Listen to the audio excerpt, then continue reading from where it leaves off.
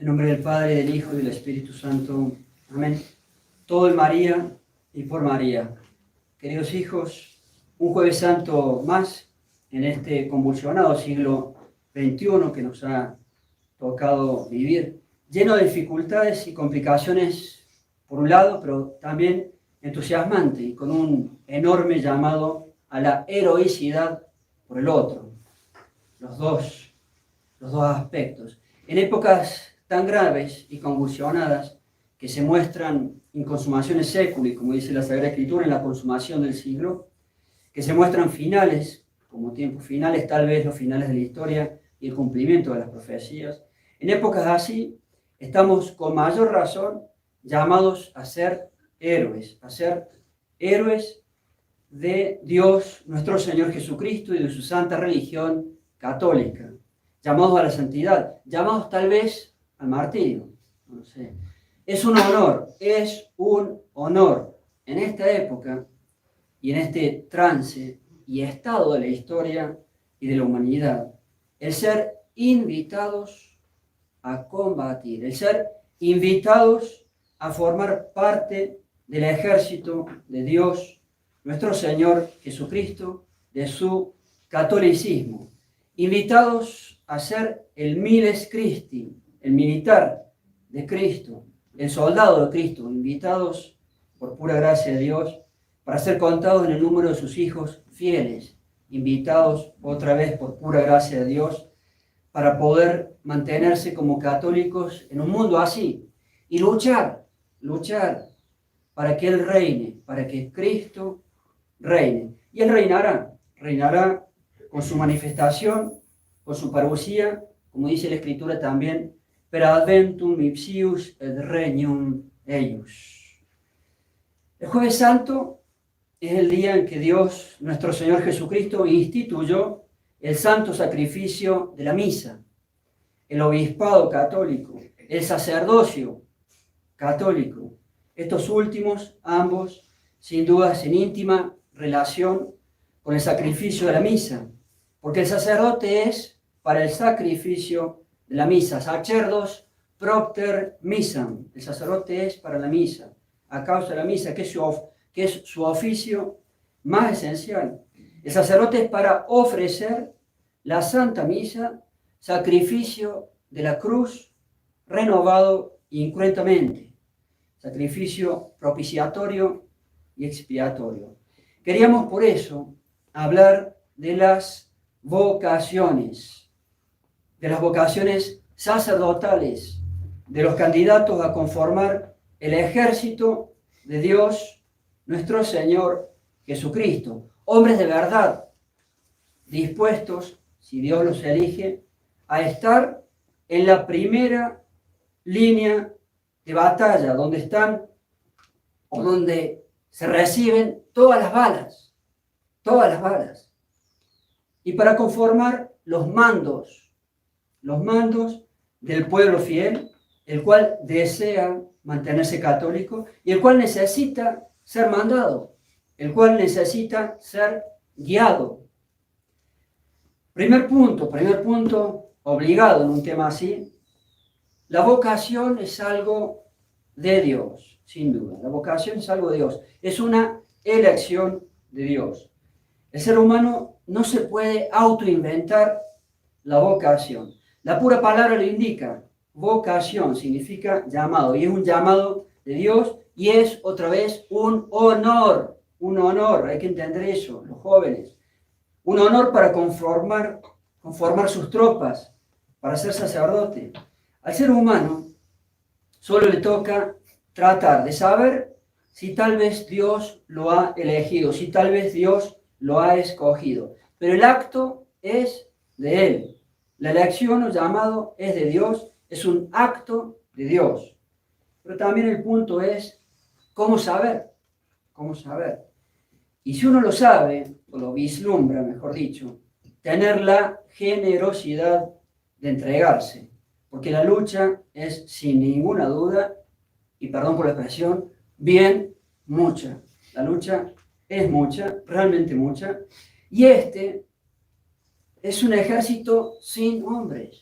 Es un ejército sin hombres, no tiene hombres.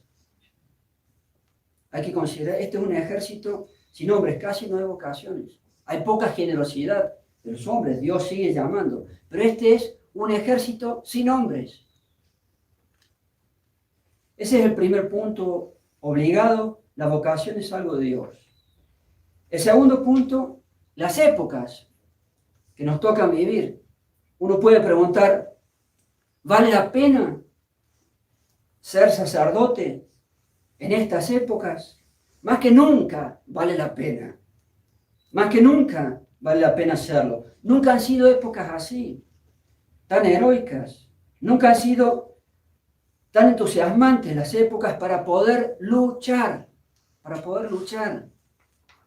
Cielo e infierno, dice por allí algún autor. Cielo e infierno. Todos tienen puestos los ojos en nosotros y en lo que haremos. Todos para ver qué haremos. Cielo e infierno. Son estas épocas finales.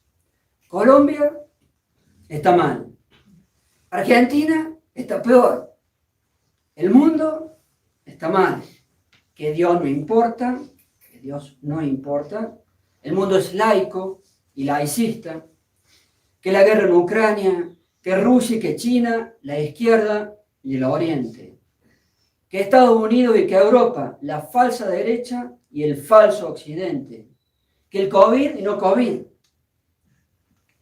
Que el nuevo orden mundial y el monstruo de la profecía de Daniel.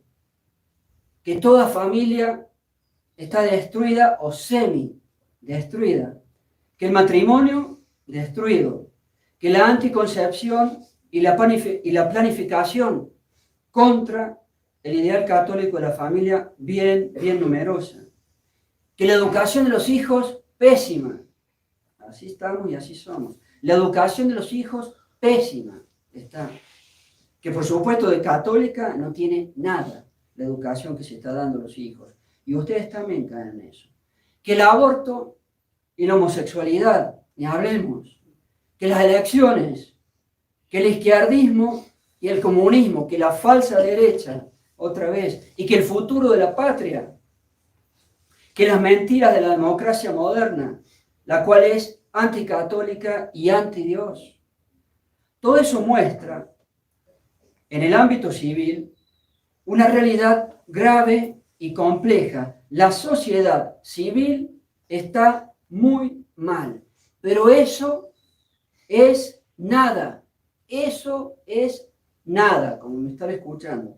Eso es nada, porque la corrupción y la desintegración de la sociedad civil o del ámbito civil, la bestia del mar, siempre es de menor momento y de menor escala y de menor jerarquía que la desintegración de la sociedad religiosa o del ámbito religioso, la bestia de la tierra. Y cuando hablamos de sociedad religiosa, nos referimos obviamente a la única verdadera sociedad o ámbito religioso que es la Iglesia Católica, porque es la única religión verdadera, la única religión de Dios, de la Santísima Trinidad, y porque es la única que marca el paso a la sociedad civil. La Iglesia Católica marca el paso a la sociedad civil. Si la sociedad religiosa está bien, todo se puede arreglar, aunque la sociedad civil le haga la guerra y luche contra la Iglesia Católica. Si la sociedad religiosa está mal, ya nada se puede hacer. La señal más clara de que estos parecen tiempos finales es el estado en que está la Iglesia Católica, Pusilus Grex, aunque nunca la podrán destruir. Pero el estado en que estamos, el estado en que está la Iglesia Católica, algo insignificante, es la señal más clara de que estos parecen tiempos finales, pero nunca la podrán destruir hasta el final.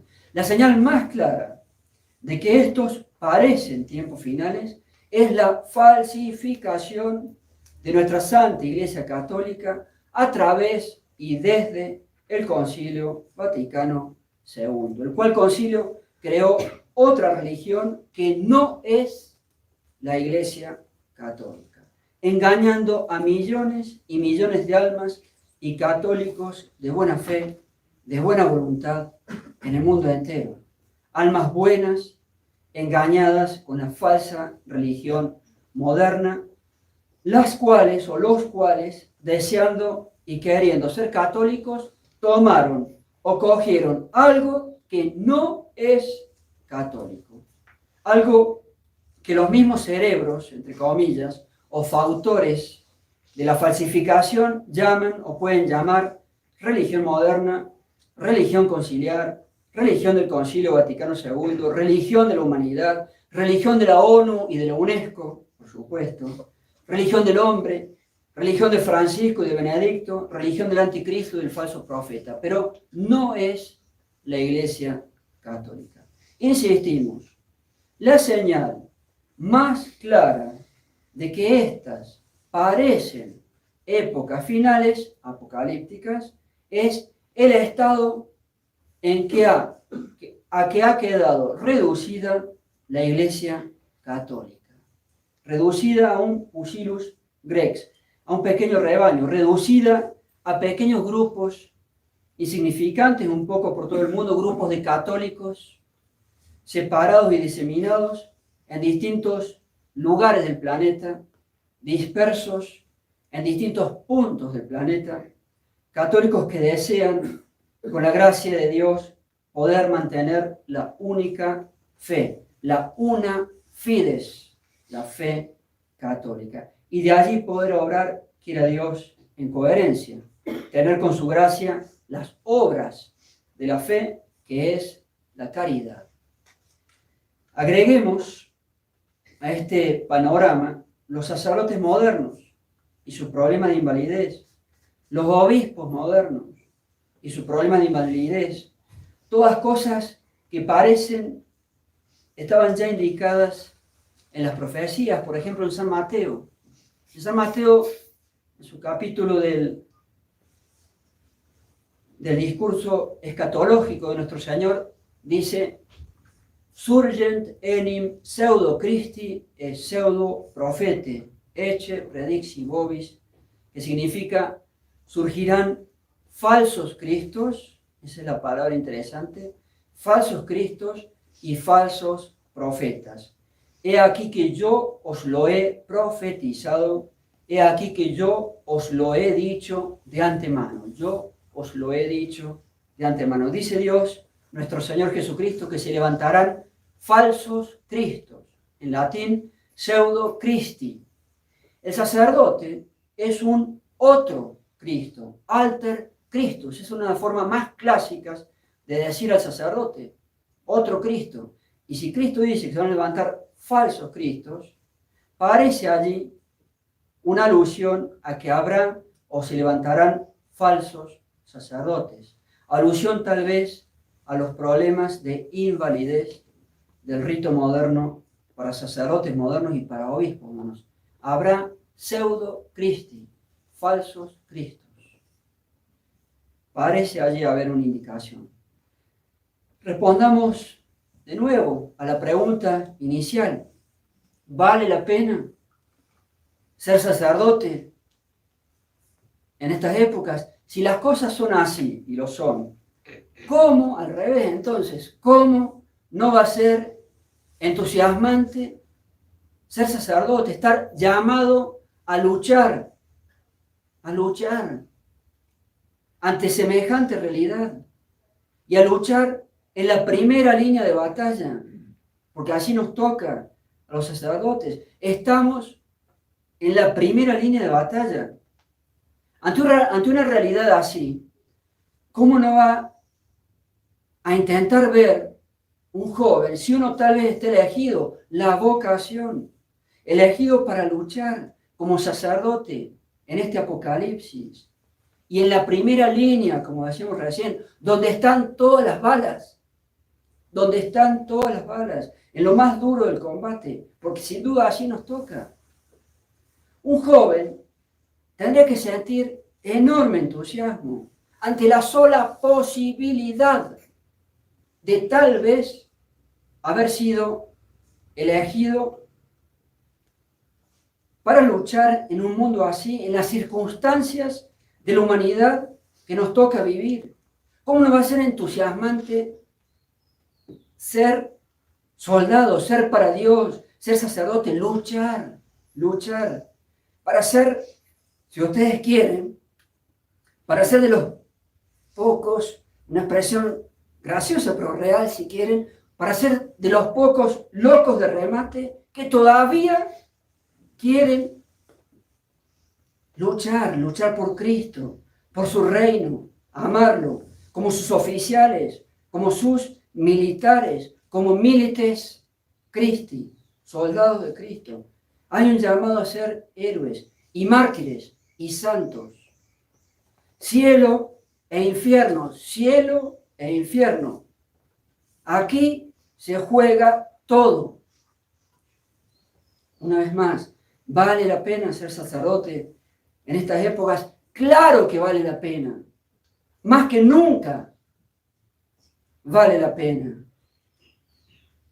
Así son las épocas. Más que nunca vale la pena. Tercer punto, ¿cómo descubrir si Dios me quiere elegir? ¿Cómo descubrir si tengo vocación o llamado de Dios para ser sacerdote, para ser reclutado en su ejército? Sin duda que Dios es el que elige, pero en orden a tratar de descubrir los indicios de una posible elección de Dios, se pueden analizar algunos aspectos en un joven determinado, los cuales darían para el caso concreto algo de luz para ver si puede o no haber allí una vocación.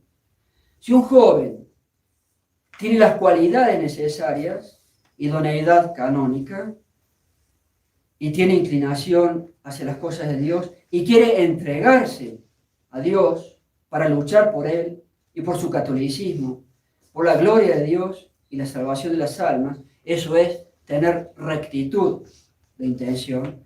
Siendo así, se puede presumir que tal vez tenga vocación y se le deberá aconsejar que ingrese como seminarista o aspirante al sacerdocio. Veamos entonces las cualidades que pueden mostrar lo anterior. Cualidades o aptitud o idoneidad canónica, así se dice.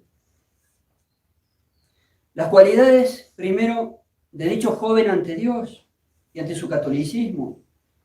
Ver si es un joven piadoso, respetuoso. Los jóvenes modernos son bastante irrespetuosos con Dios. Ver si es un joven respetuoso de las cosas de Dios y del catolicismo.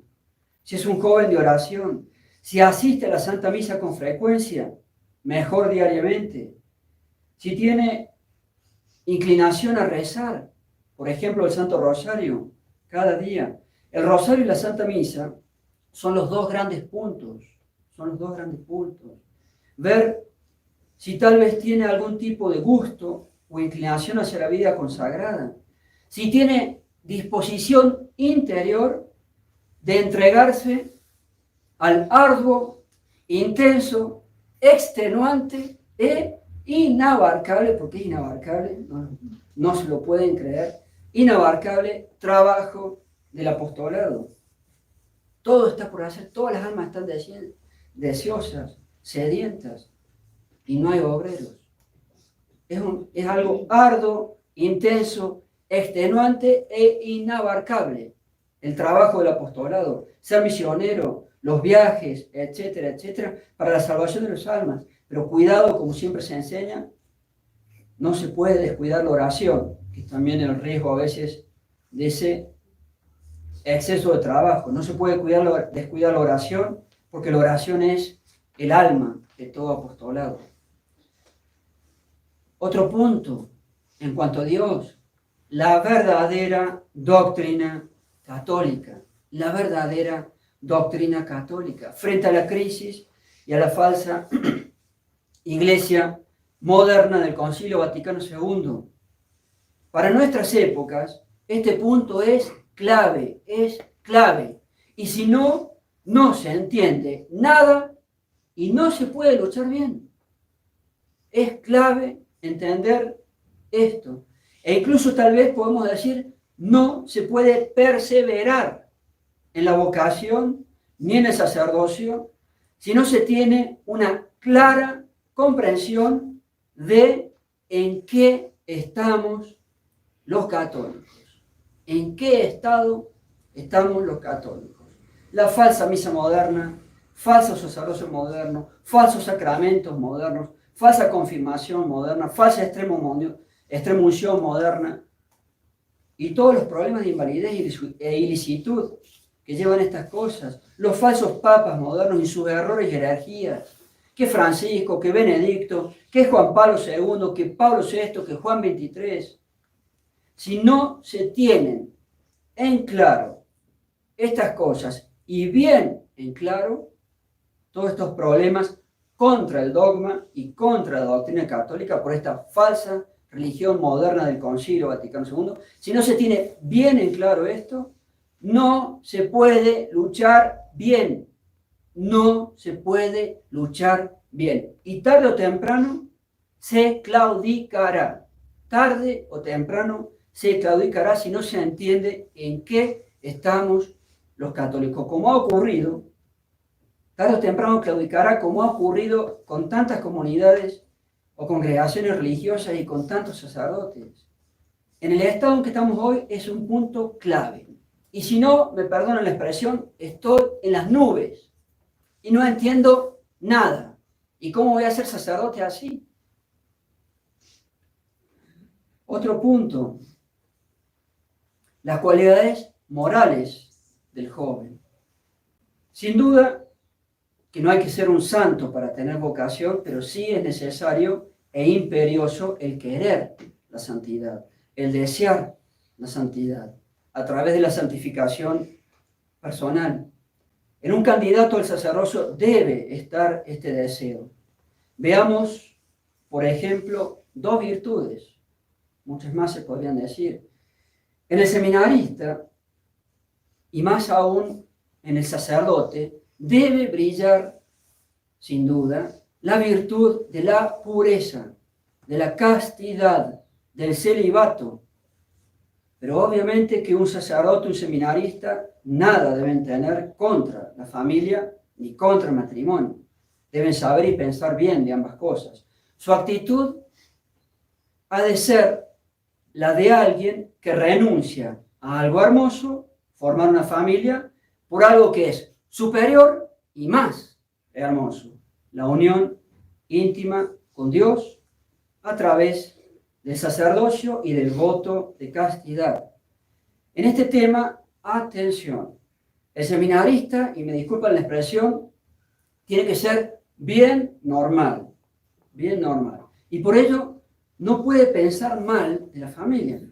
Y por supuesto debe ser un gran luchador y apóstol y promotor a favor de la familia, y de la familia bien numerosa, como siempre decimos, y con 10 o 12 hijos, como debe ser, contra toda la anticoncepción, contra toda la planificación, contra todo aborto. Un segundo ejemplo, el seminarista debe tener humildad, sin ninguna duda. El seminarista debe tener humildad, ser humilde, debe ser obediente, sin ninguna duda. Si no, hasta luego. Debe ser obediente, saber obedecer y saber y aceptar el ser mandado. Esto es básico. Aceptar que va a ser mandado. Es un ejército esto. Y debe serlo así. Las personas soberbias o con orgullo y altanería, por regla, no deben ser recibidas para el sacerdocio por los futuros problemas que casi siempre causan o causarán. Nuestro patrono, el Papa San Pío X, en su famosísima encíclica Pascendi, su apartado 41, expresa que los seminaristas que tienen orgullo deben ser apartados del camino al sacerdocio. Y llega a decir que si ya son sacerdotes, deben ser puestos a un lado y evitar que tengan cargos importantes. San Pío X se expresaba algo más sobre el orgullo de una supuesta ciencia falsa, pero también en el sentido más amplio y general de todo tipo de orgullo o soberbia. Y dice así, es un párrafo extenso de Pascendi, pero muy interesante escucharlo. Escuchen bien, dice San Pío X. Para un conocimiento más profundo del modernismo, hemos de escudriñar las causas. La causa próxima e inmediata es, sin duda, la perversión de la inteligencia. El modernismo es una perversión de la inteligencia. Sigue el Papa. Se le añaden, como remotas, estas dos, la curiosidad y el orgullo. La curiosidad, si no se modera prudentemente, basta por sí sola para explicar cualesquiera errores. Pero mucho mayor fuerza tiene para obcecar el ánimo e inducir al error el orgullo, que hallándose como en su propia casa en la doctrina del modernismo, saca de ella toda clase de pábulo. Por orgullo conciben de sí tan atrevida confianza. Por orgullo se glorían vanísimamente como si fueran los únicos poseedores de la ciencia y dicen, altaneros e infatuados, no somos como los demás hombres. Por orgullo desechan toda sujeción o autoridad y obediencia. Por orgullo se comportan sin tener reverencia alguna hacia los superiores, típico. Por orgullo se comportan sin tener reverencia alguna hacia los superiores. Pero cuando yo era seminarista, los que eran soberbios duraban poco, se los despedía. En verdad, no hay camino más corto y expedito para el modernismo que el orgullo. Si algún católico, sea laico o sacerdote, olvidado del precepto de la vida cristiana que nos manda negarnos a nosotros mismos si queremos seguir a Cristo, y no destierra de su corazón el orgullo, ciertamente se hallará dispuesto como el que más a alcanzar los errores, a abrazar los errores del modernismo. Ya viene la advertencia contra los seminaristas así. Por lo cual, venerables hermanos, obispos del mundo entero, dice San Pío X, ya vosotros mismos personalmente, ya por medio de los rectores de los seminarios, examinad diligentemente a los alumnos del sagrado clero, examinad diligentemente a los seminaristas. Y ahora dice, y si halláis alguno de espíritu soberbio, alejadlo con la mayor energía del sacerdocio. Repito, y si halláis alguno de espíritu soberbio, alejadlo con la mayor energía del sacerdocio.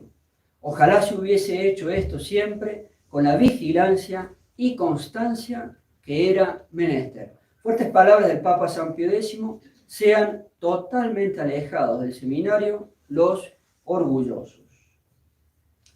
Por lo que expresamos, en general, ya me salgo ahora del tema del orgullo, por lo que expresamos, aunque un seminarista no sea santo, debe poseer ya en algún grado la rectitud moral. La rectitud moral. El seminarista debe estar apartado del pecado mortal. Eso es básico. El seminarista debe estar apartado del pecado mortal. Y si en su pasado sí hubo este tipo de pecados, pues bien, él debe haberse corregido. He allí la regla. Imaginen un seminarista, o peor, un futuro sacerdote que cometa pecados mortales, pecados con mujeres, ni hablemos, gravísimo, pecado de impureza solo, gravísimo, ni hablemos de homosexualidad, ni hablemos, o cosas peores, ni hablemos de drogas, los jóvenes modernos hoy en día, o alcoholismo. Y si ha cometido aborto, no puede ser seminarista, por ejemplo, no puede ser seminarista. y hay otros pecados más. Otro tema, las cualidades de salud en general y las cualidades psíquicas y psicológicas del seminarista, incluso el temperamento y el carácter. El seminarista tiene que gozar de buena salud. Hay que trabajar y mucho. Hay mucho apostolado y para eso hace falta buena salud. Además, como dijimos, el seminarista debe ser bien normal, bien equilibrado. No se puede aceptar gente que tenga desequilibrios. El seminarista debe tener una buena salud psíquica y psicológica. Debe ser una persona estable, estabilidad y no con cambios bruscos, cambiante, fluctuante. Debe tener mucha madurez, eso es clave. Y los jóvenes modernos tienen toneladas de inmadurez, Tiene que ser bien maduro, tener mucha madurez. La cosa es seria, ser serio, seriedad, responsable, tener en todo muchísima responsabilidad, tener bien asumido el correcto cumplimiento del deber, de sus obligaciones, de los muchos trabajos que tendrá.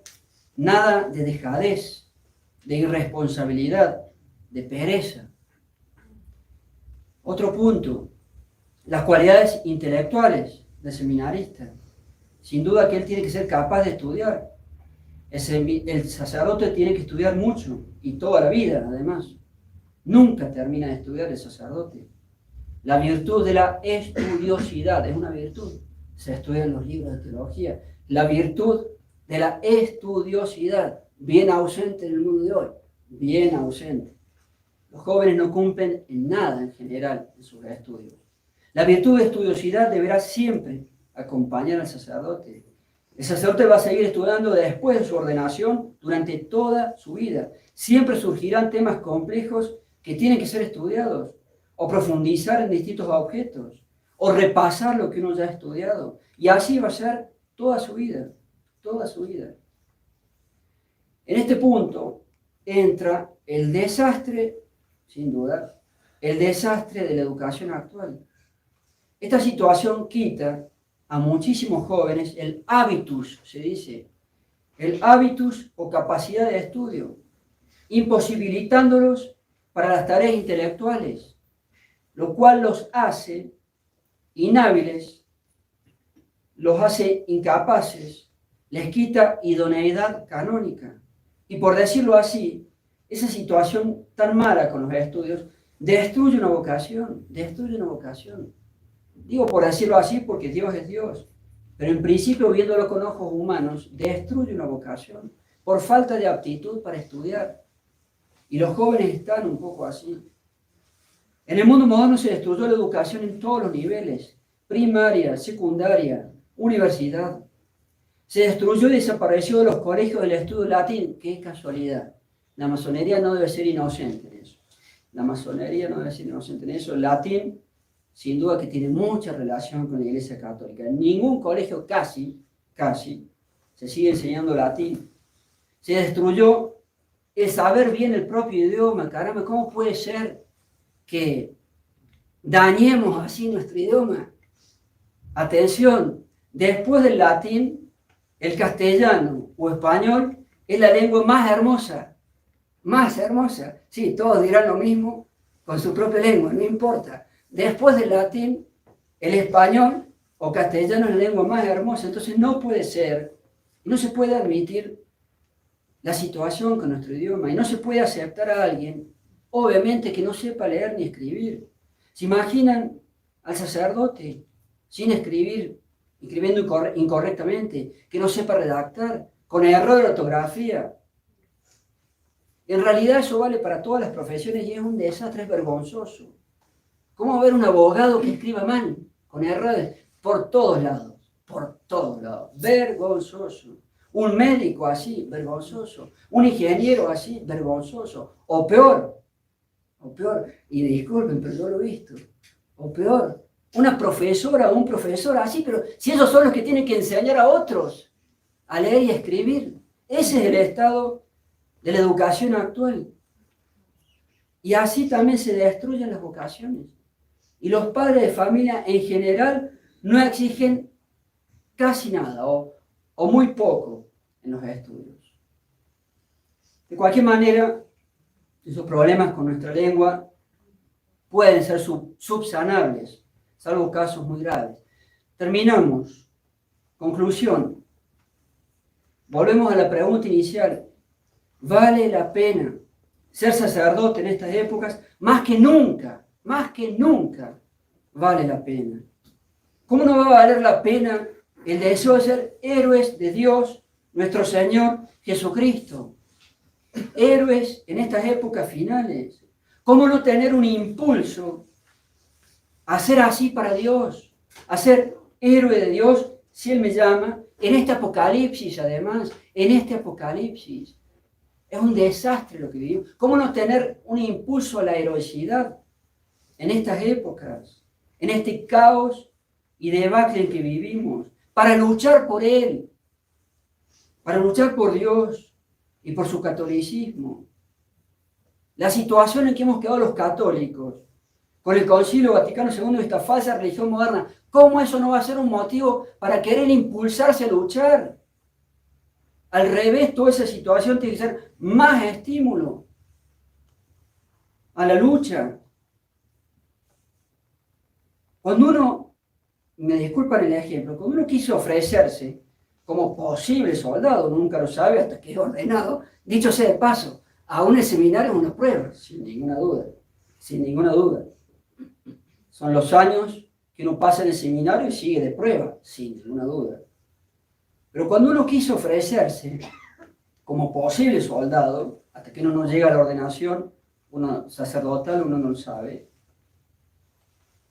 el gran entusiasmo de uno era querer luchar. ¿Cómo puede ser que un joven no se entusiasme por eso? Querer luchar, poder luchar por Dios, Jesucristo, por la Santísima Trinidad, por el catolicismo. Mi entusiasmo fue poder luchar contra también. Porque hay una lucha contra, así como hay que luchar por las cosas buenas, Dios y su catolicismo, hoy en día, más que nunca, hay una lucha contra.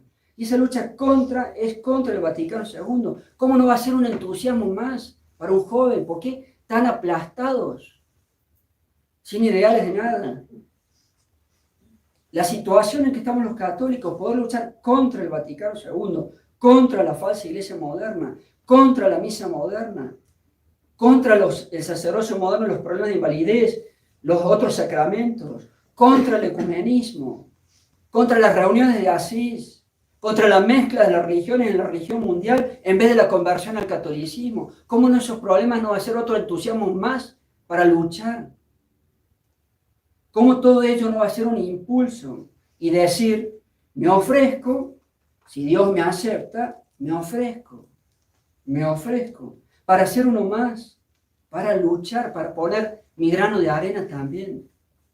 Este es un ejército sin hombres. Este es un ejército sin hombres, es un ejército que no tiene combatientes, que está vacío. Y se ve que nadie quiere luchar por Cristo, por Dios nuestro Señor Jesucristo. Es un ejército sin hombres y no puede ser. ¿Cómo no va a ser entusiasmante en estos finales de la historia poder luchar así? Y si no, y terminamos, y si no, al contrario de lo anterior, a ver, ¿por qué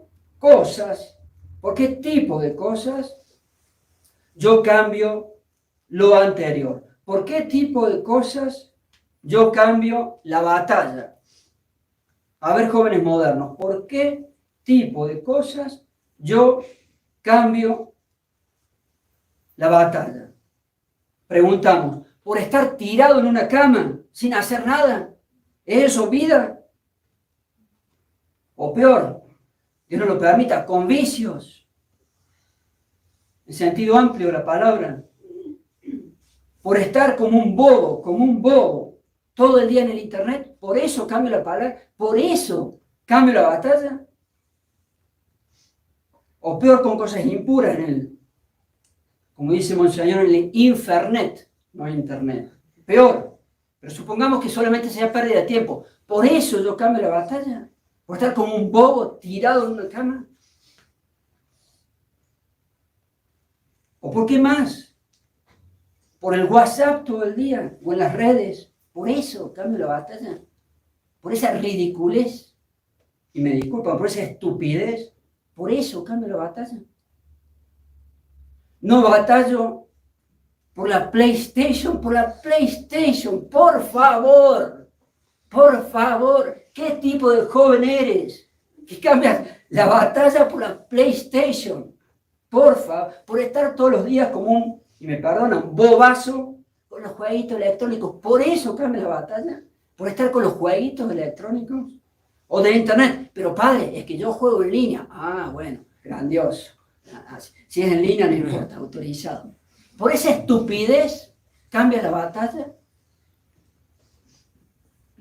¿O no batallo por gastar mi vida para el mundo, para lo mundano, para el éxito mundano? Discúlpeme, yo prefiero gastar mi vida para Dios, se lo aseguro. Gastar mi vida por el éxito mundano, algunos esforzados que también los hay, pero por el éxito mundano, me disculpan, yo prefiero gastarla para Dios. Entonces, ¿por qué cosas yo cambio el combate? ¿Por ser un joven ahí tirado sin hacer nada? Mal, muy mal. En fin, terminamos allí. Los esperamos los soldados, esperamos los combatientes. Ave María Purísima. En nombre del Padre, del Hijo, del Espíritu Santo.